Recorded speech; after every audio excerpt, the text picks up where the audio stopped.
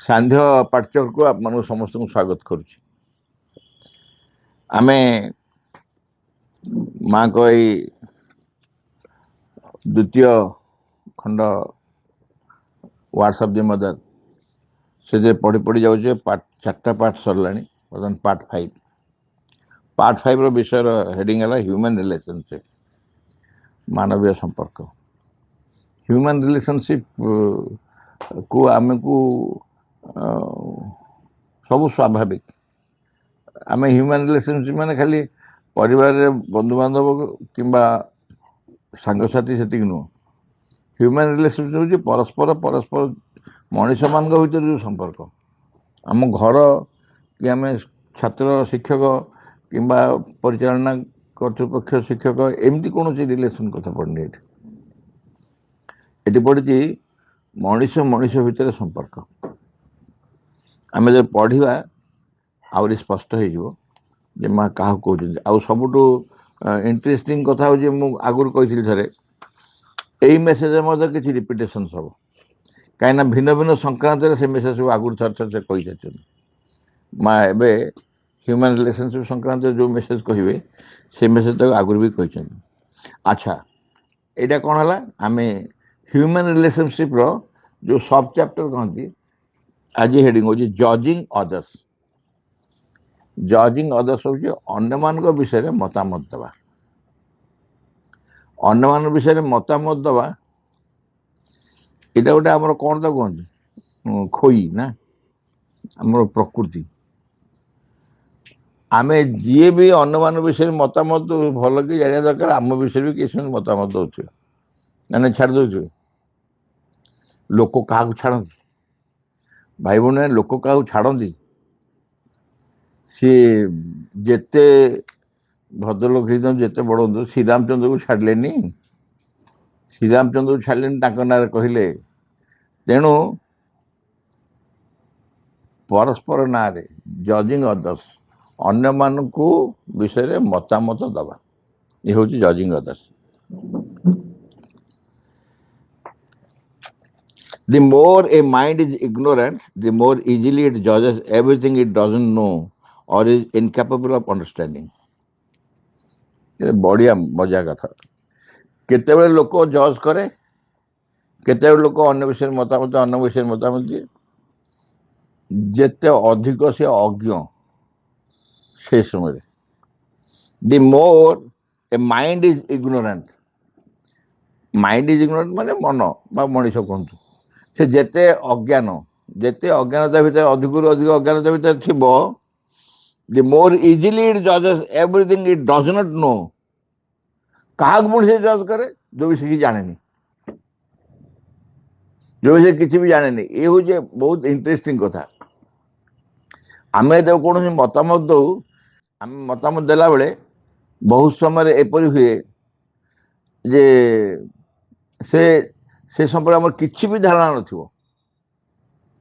किसी भी धारणा न किंतु जदि गोटे ग्रुप रे बसीचु अन्य मान किसी मत दौरान मुझे मत नदेली तार मोटा स्टाटस कमी मत गोटे अपमान लगे कि किसी जानी कि कहूनी तेणु जाने भी न जाने जाने कि न जाने मुझे दीपद कहीदेवी ता भर सब विषय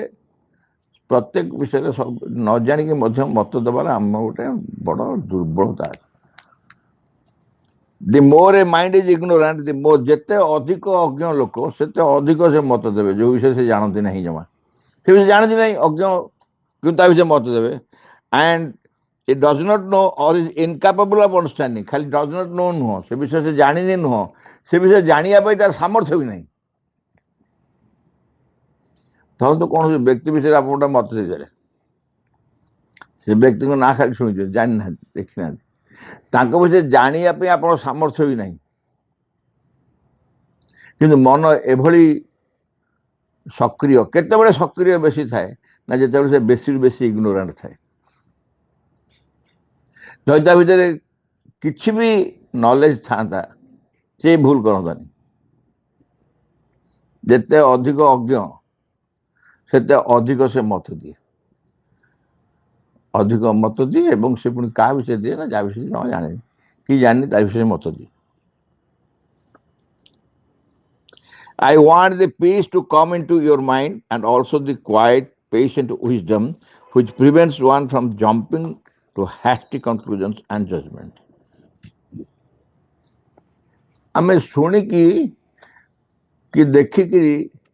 ବା କାହାକୁ ଗୋଟେ ଭେଟିଲୁ ଦେଖିଲୁ ଗୋଟେ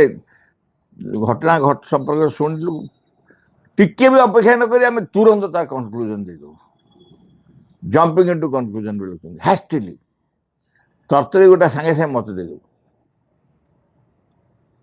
ସେ କିଛି ବି ନ ଜାଣିକି ସେ ସମ୍ପର୍କ କିଛି ବି ଧାରଣା ନଥିବ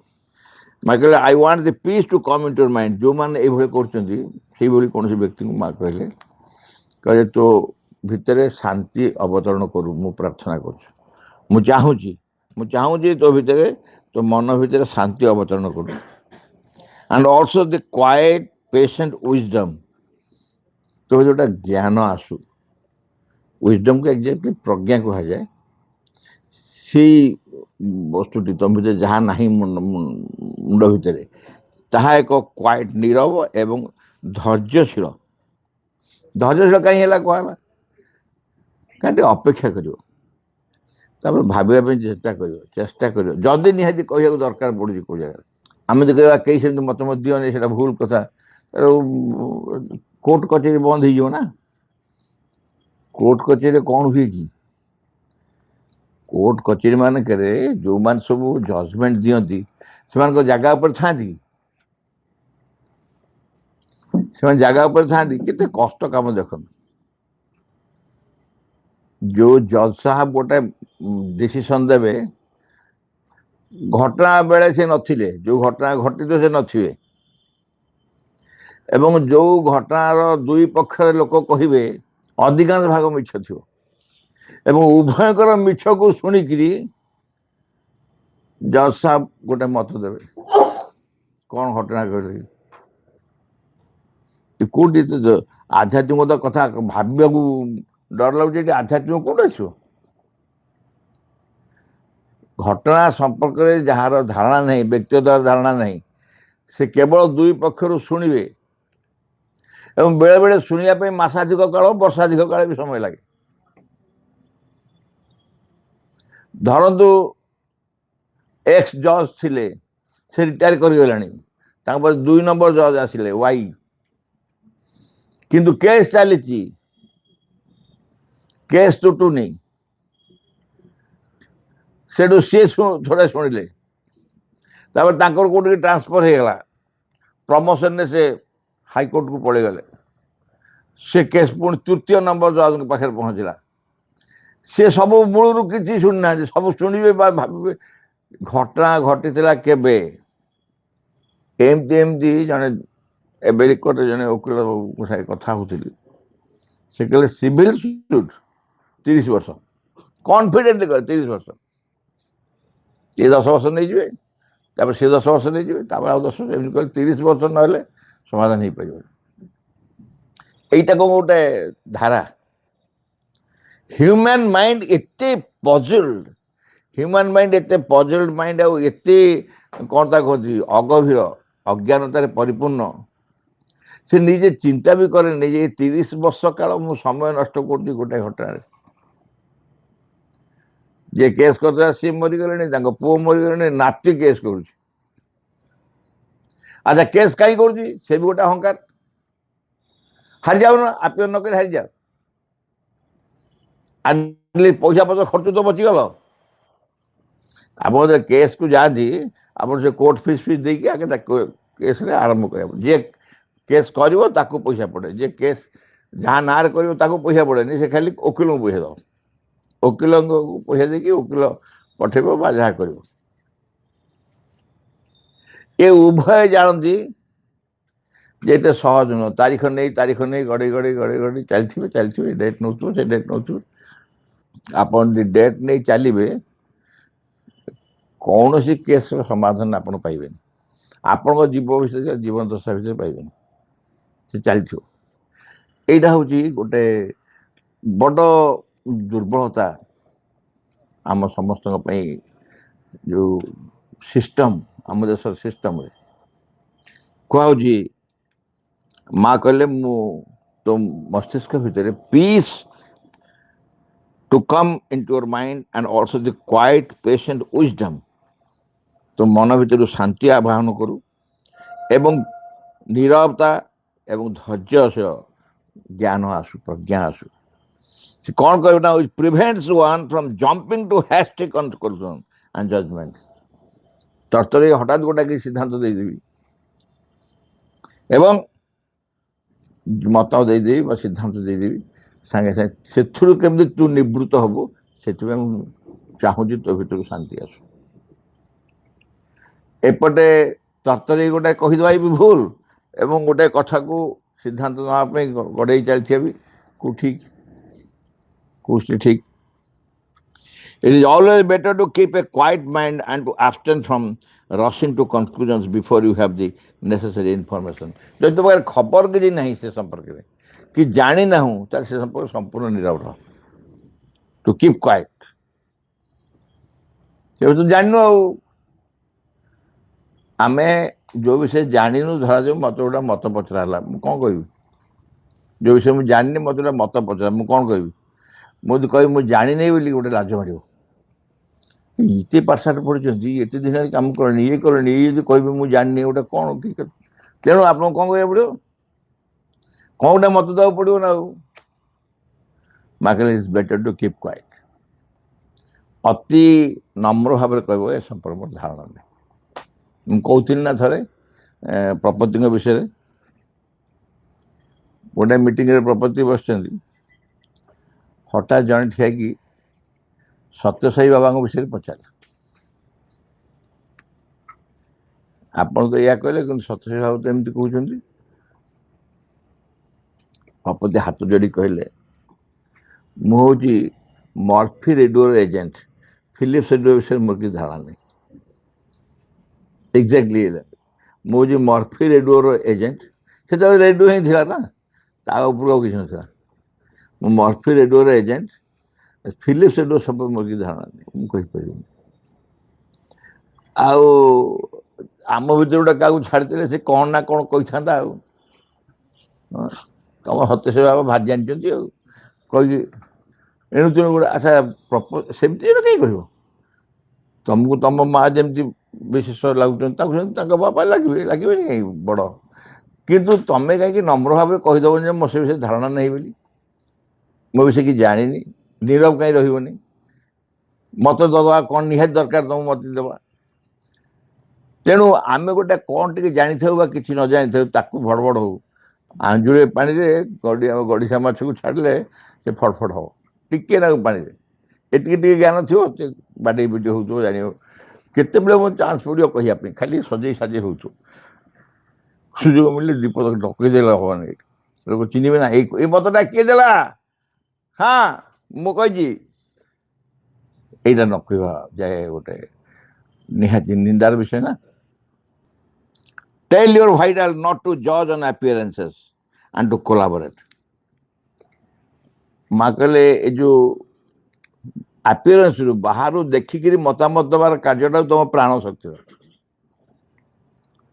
तुम प्राण शक्ति ताकू कहीदि कौन कह tell your vital not to जज ऑन अपीयरेंसेस बाहर देखिक किसी विचार कर शिक्षा भर संपर्क में बहुत आलोचना है बाहर देखिए कौ विषय किसी मत दिए किसी आलोचना करनी कहनी किसी जज करनी एंड टू कोलाबरेट बरं कौन कर सहयोग कर कौन मत दियोनी विचार करनी बरं सहयोग कर जो कार्य जाइए कार्य सहयोग कर all is well in the long run चेष्टा करी चल समय दीर्घ लगी पारे इन द लॉन्ग रन बोली कहते समय दीर्घ लगी पारे किंतु सब ठीक हो ठीक ठाक हो सब आस्ते आस्ते आखि आगे जहाँ सब आमको देखा जाऊँगी भूल असुविधा से सब दिन रही सेमती रही से निश्चय बदल जाए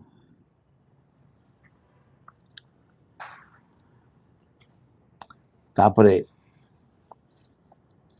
ଆଲୋଚନା କଥାବାର୍ତ୍ତା ଭିତରେ ଆପଣ ଶୁଣିଦେବେ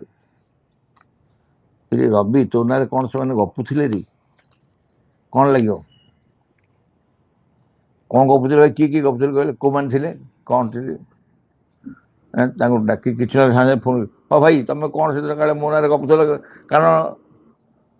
ନିଜେ ଡିଷ୍ଟର୍ବ ହେଇଯିବାରେ ନିଜ ବିଷୟରେ ଶୁଣିକି ଡିଷ୍ଟର୍ବ ହେଇଯିବାରେ ଆମର ଗୋଟେ ବଡ଼ ବ୍ୟାକୁଳତା ଅଛି ମା କହିଲେ you are wrong to be disturb you are wrong to be disturb କହୁଥିଲେ କ'ଣ କ'ଣ ସିଏ ସବୁ ଜାଣିଛନ୍ତି ତାଙ୍କର ଜାଣିଛନ୍ତି କହିଲେ କହିଦେଲେ କ'ଣଟା ହେଇଗଲା ମୁଁ ଛୋଟ ହେଇଗଲି ଆମେ କହିବୁ କେତେ ସୁନ୍ଦର ତ ଅନ୍ୟକୁ ବୁଝେଇବାର ତ ସିଦ୍ଧ ଅସ୍ତ ନା କହିଦେଲେ ତୋ ନାଁରେ କହିଦେଲେ କ'ଣ ଛୋଟ ହେଇଗଲୁ ତୁ କାହିଁ ଏମିତି ବ୍ୟସ୍ତ ହେଉଛୁ ଆଉ ତମ ନାଁରେ କୁହାହବ ବୋପା ମୋ ନାଁରେ କହିଲେ ମୁଁ ଛାଡ଼ିବି ମା କହିଲେ ଡୋଣ୍ଟ ବି ଡିଷ୍ଟର୍ବ ବ୍ୟସ୍ତ ହୁଅନି ବିବ୍ରତ ହୁଅନି you are wrong to be disturb that shows that suspicion was in your mind କାହିଁ ତୁ ଡିଷ୍ଟର୍ବ ହେଲୁ ତୋ ମନ ଭିତରେ କିଛି ସନ୍ଦେହ ଅଛି ସଂଶୟ ଅଛି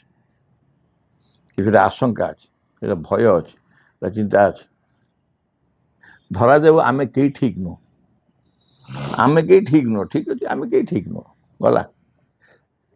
ମୋର କିଛି ଦୁର୍ବଳତା ଅଛି ସମସ୍ତେ କହନ୍ତି ମୋର ଖାଲି ଅଛି କ'ଣ ସମସ୍ତଙ୍କ କିଛି ଦୁର୍ବଳତା ଅଛି କିଏ ଯଦି କହିଦେଲା ସାଙ୍ଗେ ସାଙ୍ଗେ ଭିତରେ ଗୋଟେ ଆସୁନି ସେ କେମିତି ଜାଣିଲା ମୋ ଦୁର୍ବଳତା ସେ କେମିତି ଜାଣିଲା କାହାକୁ କହୁ ସବୁ କହିସାରିବଣି ଆଉ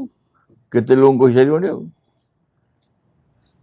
ସାଙ୍ଗେ ସାଙ୍ଗେ ଗୋଟେ ଭୟ ଆସିବ ଯଦି କିଏ ମା କହିଲେ କିଛି ଡିଷ୍ଟର୍ବ ହବନି ଡିଷ୍ଟର୍ବ ହବା ମାନେ ତୋ ଭିତରେ ଗୋଟେ ଅଶଙ୍କା ଅଛି ଗୋଟେ ସନ୍ଦେହ ଅଛି that shows that suspicion was in your mind and heart ହୃଦୟରେ ଏବଂ ମୁଣ୍ଡରେ ବା ମନରେ ତୋର ସସ୍ପିସନ୍ ଆଶଙ୍କା ଅଛି ଗୋଟେ ସଂଶୟ ଚିନ୍ତା ବିଚାର ଭୟ ଏଇଭଳି ଅଛି and if one is perfectly pure oneself one cannot have any suspicion ଯଦି ଜଣେ ସମ୍ପୂର୍ଣ୍ଣ ଭାବରେ ପରିପୂର୍ଣ୍ଣ ଭାବରେ ଶୁଦ୍ଧ ଥିବ ପବିତ୍ର ଥିବ ଠିକ୍ ଥିବ କେବେ ବି ତା ଭିତରେ ସସ୍ପିସନ୍ ଆସିବନି କେବେ ବି ଗୋଟେ ଆଶଙ୍କା ଆସିବନି ସଂଶୟ ଆସିବନି ଭୟ ଆସିବନି ଏସବୁ ତା ଭିତରେ ଆସିବନି କାରଣ ସେ ତ ପିଓର ସମ୍ପୂର୍ଣ୍ଣ ଶୁଦ୍ଧ The mind is incapable of knowing it judges by appearances and not even by their totality. The mind is incapable of knowing. ଆଗରୁ କହିଛନ୍ତି ଉପର ମେସେଜରେ ଯେ ମନର ସାମର୍ଥ୍ୟ ନାହିଁ ଜାଣିବା ପାଇଁ କୌଣସି ବ୍ୟକ୍ତି ବିଷୟରେ କାହା ବିଷୟରେ କୌଣସି ଘଟଣା ବିଷୟରେ କୌଣସି ବସ୍ତୁ ବିଷୟରେ କିଛି ବିଷୟରେ ଜାଣିବା ପାଇଁ ମନର ସାମର୍ଥ୍ୟ ନାହିଁ ଆଉ କାହା ସାମର୍ଥ୍ୟ ଆମେ କହୁ ତାହେଲେ କାହାର ସାମର୍ଥ୍ୟ ଅଛି ନାଇଁ ମନର ସାମର୍ଥ୍ୟ ହବ ବର୍ତ୍ତମାନ ମନ ଯେଉଁ ଅବସ୍ଥାରେ ଅଛି ସେ ଟୋଟାଲଟା ଦେଖିପାରୁନି ସେଥିପାଇଁ ତା ପରଧାରରେ କହୁଛନ୍ତି ଇଟ୍ ଜଜେସ୍ by appearance not even by their totality ଯାହା ଦେଖେ ତାକୁ ଦେଖି କହେ କି ଯାହା ଦେଖେ ତାକୁ ଟୋଟାଲିଟି ଦେଖେନି ସମ୍ପୂର୍ଣ୍ଣ ଭାବରେ ପୂର୍ଣ୍ଣ ଭାବରେ ଦେଖେନି ଆଖିରେ ଯେତିକି ପଡ଼ିଲା ସେତିକି ସେ ଏବଂ ସାଙ୍ଗେ ସାଙ୍ଗେ ଗୋଟେ ମତ ଦିଏ ନିଜକୁ ନିଜର ଜ୍ଞାନ ଜାଣିକି ସୀମିତ ତଥାପି ଆମେ ମତ ଦେଇ ଚାଲୁ ଏବଂ କହୁଛନ୍ତି ମା କହୁଛନ୍ତି କେଉଁ କଥାରେ ନା ଯେଉଁ ବିଷୟରେ ସେ ଜାଣିବାକୁ ବା ଯାହା ଦେଖି କହେ ସେଇଟା ବି ସମ୍ପୂର୍ଣ୍ଣ ଦେଖିନୁ ଆମେ ଯେଉଁ ଅନ୍ଧମାନଙ୍କ ହାତୀ ଲେଖା କାହାଣୀ ସେ ଯେଉଁ ପୁରା ତ ଜାଣନ୍ତିନି ସେ ଅଣ୍ଡାଳିକି ଯେଉଁଟା ଦେଖିଲେ ଯେଉଁଟା ହାତକୁ ଆସିଲା ସେଇ ଭଳିଆ ହାତୀ ଦେଖେ ତାଙ୍କ ପାଇଁ ଏଇଟା ସତ ସେ ଯେତିକି ଦେଖିଲେ ସେତିକି କହୁଛନ୍ତି ଆଉ କିନ୍ତୁ ତମେ ତ ଅନ୍ଧ ନୁହଁ ନା ତମେ କ'ଣ ବ୍ଲାଇଣ୍ଡ କି ତମର ଆଖି ନାହିଁ କି ଚକ୍ଷୁହୀନ ନୁହେଁ ତମର ସବୁ ସାମର୍ଥ୍ୟ ଥାଇ ବି ତମେ ପୁରା ଦେଖୁନା ଘଟଣାକୁ ପୁରା ଦେଖିବାକୁ ଚେଷ୍ଟା କରୁନା ଇଚ୍ଛା କରୁନା ଯେତିକି ଆପେରେନ୍ସ ଆଖି ଆଗରେ ପଡ଼ିଲା ଯେତିକି ସେତିକି ବିଷୟରେ ମତାମତ ଦେଇଦେଲ ତେଣୁ is not even by the totality but by what it can perceive of them ଯାହା ମୁଁ କହିଲି ସମ୍ପୂର୍ଣ୍ଣ ଭାବରେ ନୁହଁ ଯେତିକି ଦେଖିପାରିବ ପରସିଭ୍ ହ୍ୱାଟ୍ କ୍ୟାନ୍ ପରସିଭ୍ ଯେତିକି ସେ ଦେଖିପାରିବ ଜାଣିପାରିବ and its judgement is necessarily false ତେଣୁ ଯାହା ସେ ମତ ଦେବ ଯାହା ସେ ବିଚାର କରିବ ନିଶ୍ଚୟ ଭୁଲ ହବ ନିଶ୍ଚୟ ଫଲ୍ସ ହବ କାରଣ ଘଟଣାରୁ ଆମେ ଯେଉଁ କହିଲୁ ଏତେ ଦିନ କେସ୍ ଲାଗୁଛି ତାର କାରଣ ଗୋଟେ ଅଛି कारण हूँ कौन ना सबू जज मैंने जो मैंने मतामत दिखती से घटना को पूरा न जाने पर्यटन मत देवा संभव नुह ना से जहाँ आपेरण देखिए सागे गोटे मत देवे तेणु से पूराटा को देखिए संपूर्ण बुझे विचार करेंगे तेणु समय लगे पूरा पूरा जाना and its judgment is necessarily false. Only the truth consciousness. तेणु किए ठीक कही पार सत्य चेतना. Only the truth consciousness can know the truth and it never suspects or judges. सत्य चेतना ही केवल सत्य कही पार. अन्य जो मैंने कही पार्टी कहते चेष्टा कर सत्य चेतना ना तो तेणु से जहाँ देखुं जहाँ जानी से कहीदे. Only the truth consciousness can know the truth. सत्य ही सत्य को चिन्ह पार. सत्य ही सत्य को चिन्ह पार. And it never suspects or judges. से क्या संदेह करे नहीं किंबा क्या विचार करे नहीं आलोचना करे नहीं क्या मतामत दिए. Before deciding that something is wrong in others. पुणी आसला सब आम जहाँ जहाँ दुर्बलता जो सब गुण गुड़ आम बड़ व्यस्त माँ ताकू सब पुणी गोटे खोल खोल कहते उखारी उखारी कहते. Before deciding that something is wrong in others or in circumstances, you must be quite sure of the correctness of your judgment. अन्य मान को संपर्क करे something is wrong in others. अन्य मान को निकट रे किसी भूल अच्छी एक कथा तुम्हें प्रकाश करने पूर्वर ए प्रकार सिद्धांत दवा पूर्वर ए प्रकार गोटे मतामत दवा पूर्वर किंबा सर्कमस्टांस कौन व्यक्ति उपरे किंबा कौन परिस्थिति उपरे कौन परिवेश उपरे किसी तुम्हें मतामत दवा पूर्वर ता विरुद्ध you must be quite sure of the correctness of your judgment. तुम्हें जो पार्टी आम थोड़ा कथा पार्टी बाहरी गला डिलीट हो पार जान नहीं कंप्यूटर डिलीट हो पार पार्टी बाहरी गला डिलीट होवार नहीं लिभा लिभा लिभा लिभन से लिभन से बाहरी गले सर गला तार डिलीट ना. तेणु माँ कहते थे जदि तू जजमेंट दौचु जजमेंट दवा पूर्वर मतामत दवा पूर्वर करेक्टनेस उपर सियोर हो जहाँ तू कहू ता संपूर्ण ठीक ये गोटे संपूर्ण ठीक नुह ता कहूँ कहीं ये गोटे एनर्जी नष्ट कर समय नष्ट कर कौन नष्ट कर तुम निजर जो विषय धारणा नहीं जाना संपूर्ण सत्य संपूर्ण विचार कर जाना संपूर्ण ठीक जाना से विषय कहूच कहीं. तेणु कहवा पूर्वर before judgement one must be sure quite sure of the correctness तार संपूर्ण सत्यता बा सठिकता संपर्क में पूरा ठीक मुझे कह संपूर्ण ठीक एसे टिके भी आजिकल तो मेसीन बाहरी गला हम सब जाने ना लाई डिटेक्टर गोटे बाहर लाई डिटेक्टर से रामायण महाभारत समय बाहर थे बढ़िया था सीता तो हजान से निआरे पश ये सब मिछ कहते बसई दियो सागे से करंट मार मेसीन तो कह मिछ कहते लाई डिटेक्टर रे जदि तुम मिछ कहूब सी खाली मेसीन एवं गोटे देखा गोटे जोक देखा से चेयर बस जमी मिछ कह मार करंट बहु लोग उठी पड़ी कहीं करंट कहीं मारा ना तुम मिछ कह हाँ मुझे मिछ कहीदे एडी सब ठीक कह ना क्या कह से कह मु भाई मुझे जमा जमा कहीं मिछ कहनी माइला करेंट मिछ कहनी कौच ना हाँ मिछ कहे. तेणु आमे संपूर्ण करेक्ट जानला पर जजमेंट दबा and what judgment is correct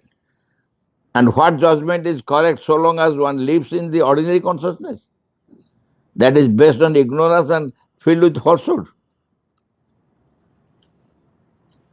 And what judgment is correct so long as one lives in the ordinary consciousness. केमती आम मतामत ठीक हम जो गोटे अति साधारण चेतना बास कर ordinary consciousness that is based on ignorance and filled with falsehood जे अज्ञानतार परिचालित हो बेस्ड ऑन इग्नोरेंस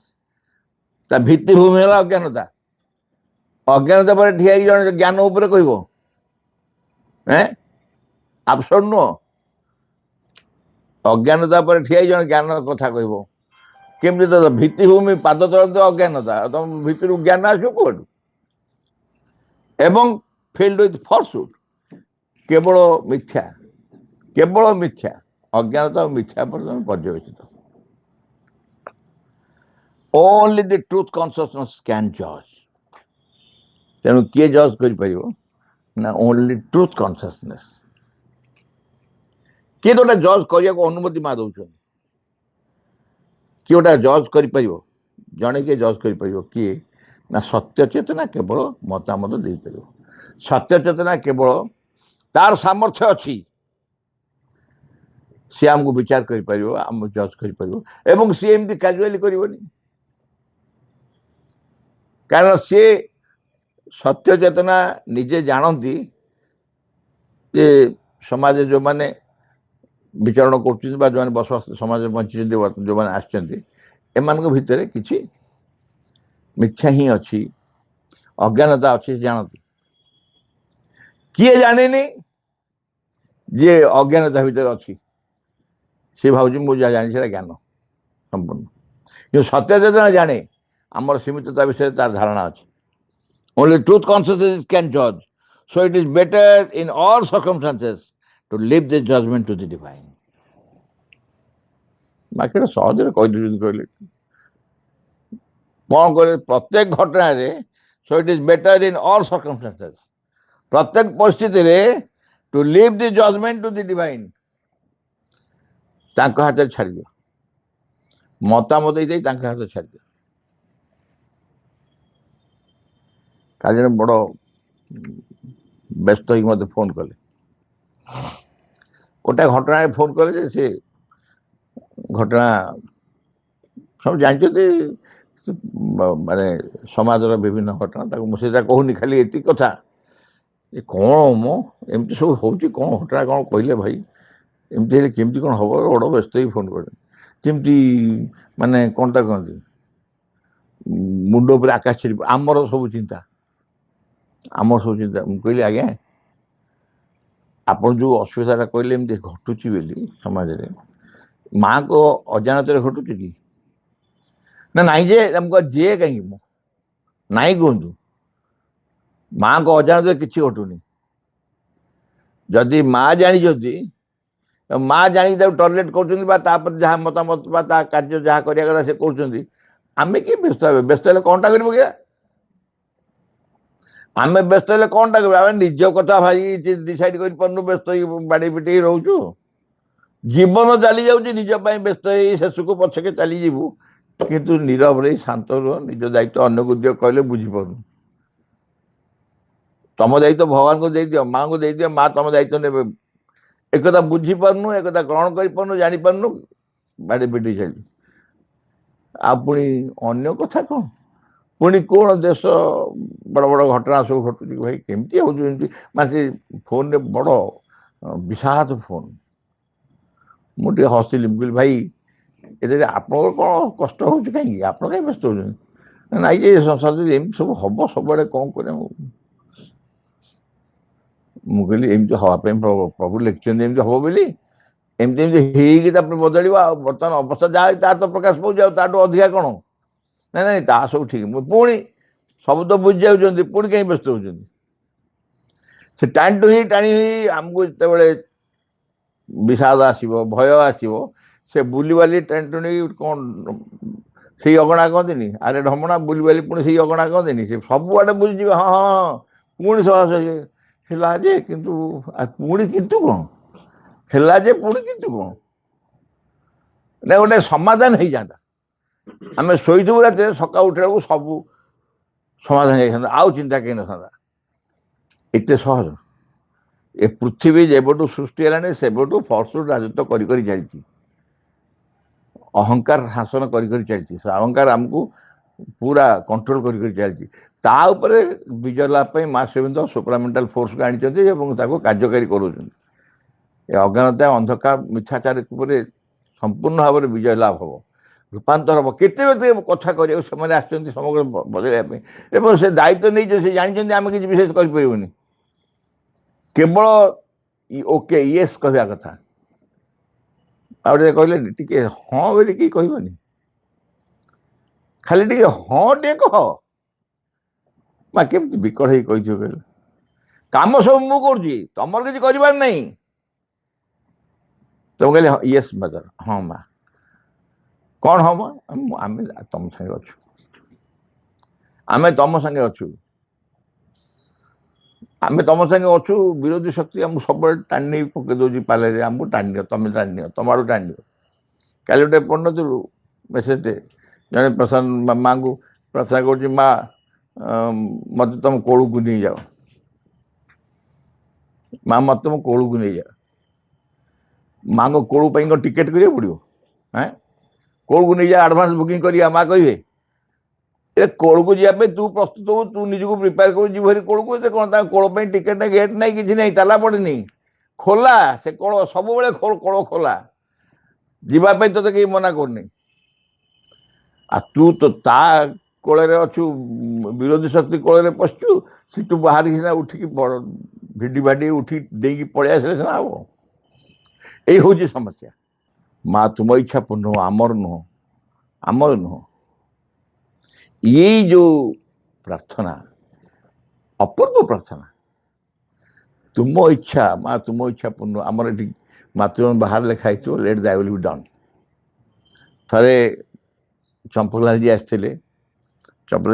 ତାଙ୍କ ଜନ୍ମଦିନ ସେଦିନ ଥାଏ ଫେବୃଆରୀ 2 ସେ ସାମ୍ନାରେ କାରରୁ ଓହ୍ଲେଇ ପଡ଼ନ୍ତି ଡାହାଣ ପଟେ ଆମ୍ବ ଗଛ ଦେଖିଲେ ବଉଳ ଭର୍ତ୍ତି ମୁଗ୍ଧ ହେଇଗଲେ ମାନେ ସେ ତ କଥା କୁହନ୍ତିନି ତାକୁ ଏକ୍ସପ୍ରେସନରେ ଦେଖୁଛନ୍ତି କେତେ ଏକଦମ ଉତ୍ଫୁଲ୍ଲରେ ଦେଖୁଛନ୍ତି ହାତକୁ ଏମିତି କରିକି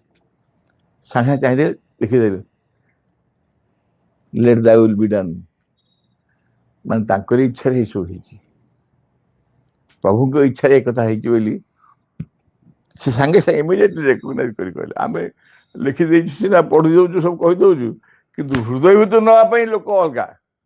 ସାଙ୍ଗେ ସାଙ୍ଗେ ତାଙ୍କ ହୃଦୟକୁ ଚାଲିଗଲା ଲେଟ୍ ଦାଇ ୱିଲ୍ ବି ଡନ୍ ସେଇଆ ହିଁ କରିଛନ୍ତି ଓକେ ଆଜି ସେତିକି ଥାଉ